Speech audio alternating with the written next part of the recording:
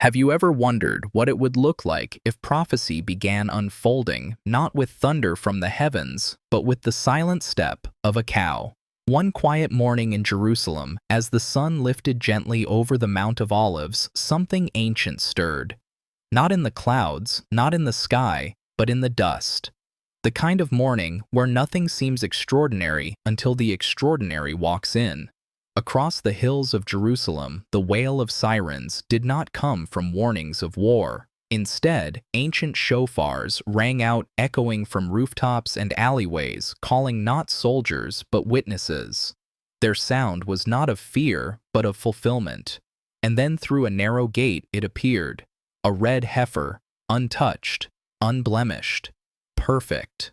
For most, it was just a cow. For others, it was the rarest of symbols, one that appears only 9 times in recorded history.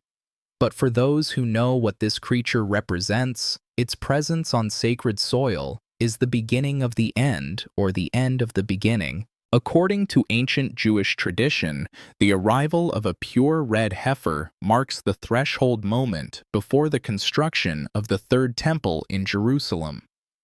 For over 2,000 years, this moment has been longed for, debated, prayed over, and feared. Why feared? Because building the Third Temple is not just a religious act, it is a prophetic spark. It awakens centuries of promise. It threatens decades of tension, and it calls the world to look eastward toward the most contested mount on earth, Mount Moriah. The Temple Mount has been silent for centuries, guarded, watched, claimed, and reclaimed. Yet something has begun. In the shadow of modern Jerusalem, ancient plans are being dusted off. Vessels once considered museum pieces are being anointed. Priests are being trained. Stones are being measured. And now, with the red heifer approved, the countdown begins.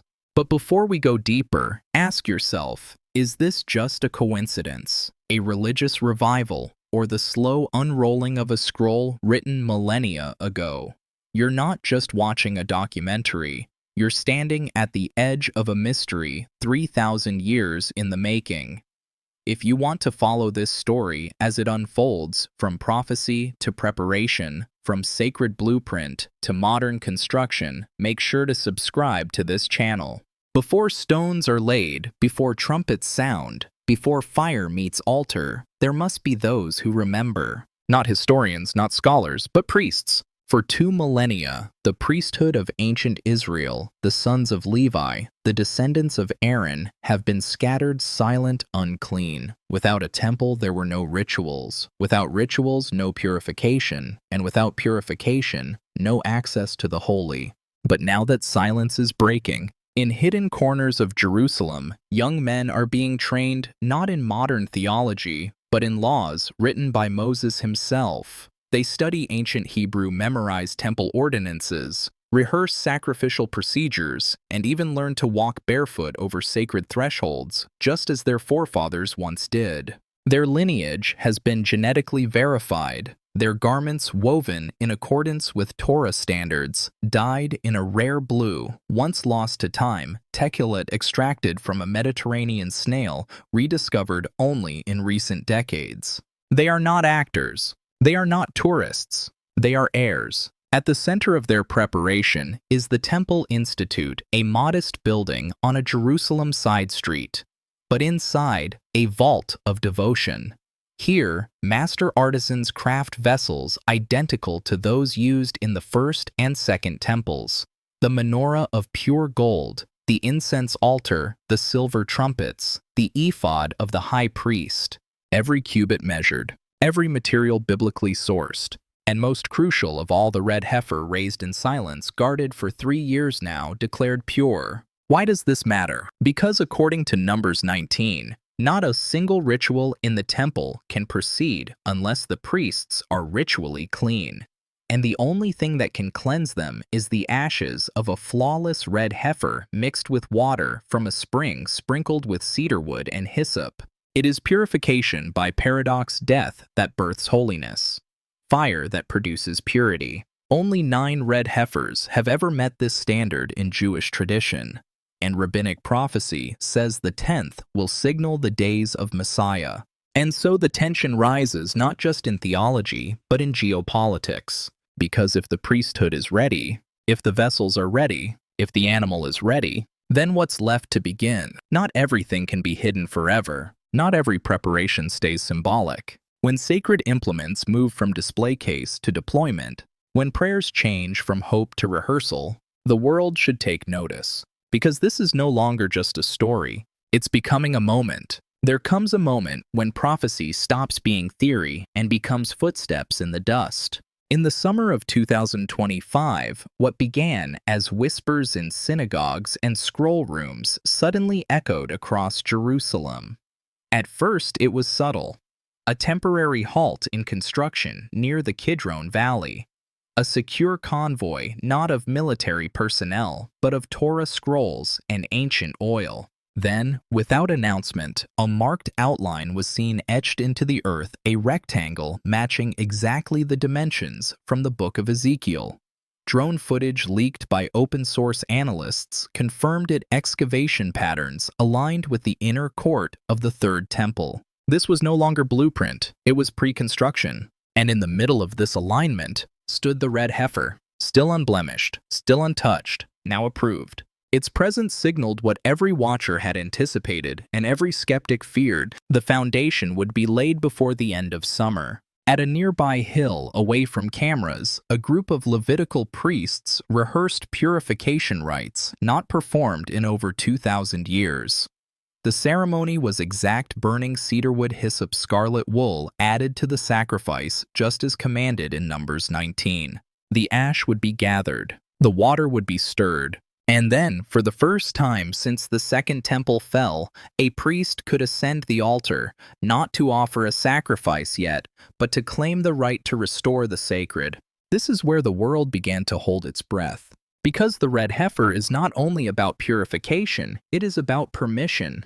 Without it, the altar remains dormant. With it, everything changes. And far beyond Jerusalem, tremors began. In Tel Aviv, analysts tracked soil samples taken from Temple Mount bedrock testing for sacrificial suitability.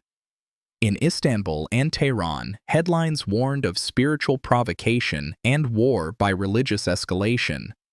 In the United Nations, a closed-door briefing used one chilling phrase, "in accordance with prophecy." And yet Israel said nothing. No confirmations, no denials, just silence. Because some stones are not meant to be shouted over. They are meant to be placed in reverence, not for the world to watch, but for heaven to witness. And that's when watchers began asking the deeper questions. If this is the first stone, where will it be laid? Will it be visible or hidden beneath the ground? Will it rise in the city of David or atop the contested mount? And perhaps the most dangerous question of all, who will try to stop it? Because to lay the foundation of the Third Temple is to ignite more than stone. It is to ignite prophecy, politics, and power all in one sacred breath. And the world may not be ready. No act of faith exists in a vacuum. And in Jerusalem, every stone tells a story. Every ritual echoes across borders.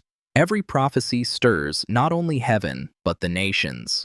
The moment news of the red heifer's approval leaked, the world shifted, not with explosions, not with fanfare, but with tremors in intelligence briefings, with satellite repositioning, with hushed diplomatic calls in the night. Because what happens on the Temple Mount reverberates from Tehran to Washington, from Riyadh to Rome. The political earthquake. In Iran, the red heifer was labeled a threat to Islamic sovereignty. Turkey issued a sharp warning. Any attempt to disturb the sacred equilibrium of Jerusalem will be met with consequences. The Arab League called an emergency session, and in Europe, whispers behind closed doors. While the media danced cautiously around the story, Western intelligence services didn't blink. Insiders leaked that Mossad had reclassified the Temple Mount as a Level 1 spiritual flashpoint, not because of potential terror threats, but because of what prophecy in action might trigger. In quiet corners of Tel Aviv, Digital simulations ran through night. What if the altar becomes active? What happens when sacrifice returns? What if the priesthood is restored fully? Because it's not just about religion. It's about control. It's about who defines holy ground and who has the right to draw the next line in the sand. Spiritual warfare in silence. Meanwhile, the Temple Institute moved faster than ever. Sacred instruments long kept in storage were discreetly transferred closer to the old city. The menorah pure gold, 7 branches. The shofars tuned to the ancient key of David. The incense altar polished and prepared. Priestly garments delivered under guard, woven in hidden workshops by women who prayed with every stitch. And across the mount at odd hours of the night, movement was detected. Not tanks, not weapons, but men in white robes. Whispers say ceremonial rehearsals have begun. The kind no one broadcasts. The kind that happens when prophecy is being fulfilled step by step, far from cameras, but not from history. The public still sleeps, but not for long. On the surface, Jerusalem remains still. Tourists stroll the markets. The call to prayer sounds from minarets, and the golden dome still catches the morning sun. But beneath the stone seismic monitors pick up micro-vibrations, not earthquakes, excavations. Tunnels long thought sealed now show signs of activity. Supplies offloaded under cover of darkness. Security increased around the southern edge of the mount. What are they protecting? What are they preparing? Or more disturbingly, what are they hiding? A world on edge. The Temple Mount isn't just stone and soil. It is the heart of prophecy. To Jews, it's Mount Moriah. To Muslims, Haram al-Sharif. To Christians, the place where Jesus once walked and warned. And now the pieces are aligning. The heifer is ready. The priests are trained. The altar is built. And the silence is tightening, like a held breath before the trumpet sounds. So ask yourself, if this is real, if prophecy is awakening, if the sacred is being restored, in every generation, there are things we inherit and things we resurrect. What the world now witnesses unfolding in Jerusalem is not merely ritual, it is remembrance. A sacred memory too holy to fade, now returning not through books or monuments, but through living action. Because the red heifer, the altar, the priesthood, these are not just relics of religion. They are threads of identity woven into the very soul of a people. A lesson in ashes and fire. The ritual of the red heifer is unlike any other in ancient scripture. It is a sacrifice that purifies others, yet makes the one performing it impure. It is death that gives life, ashes that birth holiness. A paradox so profound that even Solomon, the wisest of kings, confessed, "This commandment is beyond me." And yet, here it is alive again. Why? Because the essence of the red heifer is not about ceremony, it's about restoration. It says you can begin again, even after exile, even after destruction, even after silence. The legacy of the temple. The temple was never just a building, it was a meeting place between God and man. A space where the divine presence, the Shekinah, rested among human imperfection. Its fall wasn't merely a historical event, it was a cosmic fracture, and its return would mean more than architecture. It would mean reconnection, a spiritual bridge reborn. And so for 2,000 years, Jews have ended every Passover, every Yom Kippur, every wedding with the same words. Next year in Jerusalem. Now those words are no longer just hope, they are turning into plans. What still stands today? Even after centuries of dispersion, destruction, and denial, some things have survived. The priestly blessing, passed father to son, still spoken across generations. The techelet blue, long lost, now revived through science and sea. The temple instruments rebuilt by hand, waiting quietly in Jerusalem. And perhaps most remarkably, the faith itself. A belief that when the time is right, the temple will rise, not by politics or pressure, but by providence.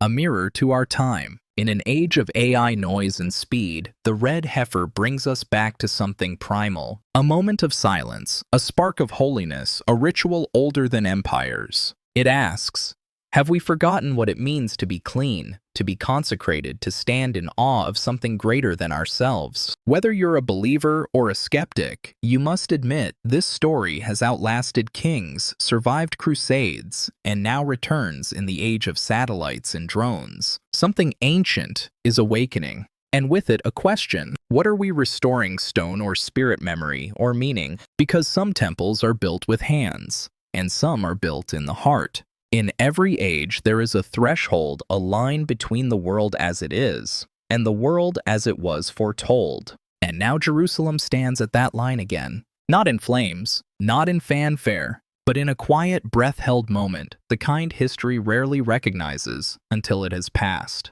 A cornerstone in the dawn, on a ridge just beyond public view, under the early light of an Israeli morning, a group of men dressed in white, anonymous by design, carried a single object. Not a weapon, not a scroll. A stone, perfectly cut, inscribed with ancient prayers. No press, no broadcast, no shouts of triumph. Just the sound of sandals on soil, just the whisper of something sacred, returning. They laid it down, not ceremonially, but foundationally, the first stone, and then they stepped back. Not because the work was done, but because the moment had begun. The veil grows thin. Scripture speaks of such moments. In Ezekiel, a temple filled again with the glory of God entering from the east. In Zechariah, a trembling cup, a Jerusalem that stirs the nations. In Daniel, the holy place standing once more before the time of reckoning. In the words of Jesus, warning of a time when the sacred would rise again and the world would watch.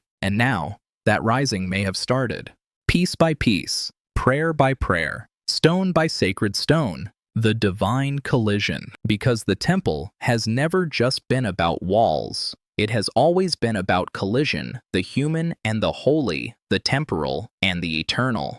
And when that veil thins, when fire meets sacrifice, when ash meets water, when man meets glory, what happens then? What happens when the priest steps forward, when the altar breathes, when the red heifer becomes more than prophecy, but fulfillment, because every vessel is ready, every scroll studied, every hair inspected, and now all that remains is the spark, that divine moment, when heaven does what no hand can. A question that echoes. And so we ask, not with certainty, but with awe. Are we witnessing the restoration of what was lost, or the beginning of what was warned? Will this temple become a house of communion, or the countdown to confrontation, a symbol of return, or the start of reckoning? Because somewhere under the soil of ancient stone and modern scaffolding, something is stirring. And in that stir, you might just hear it. Footsteps of priests, of prophets, of a king. But will the next sound be the trumpet of peace or the thunder of final judgment?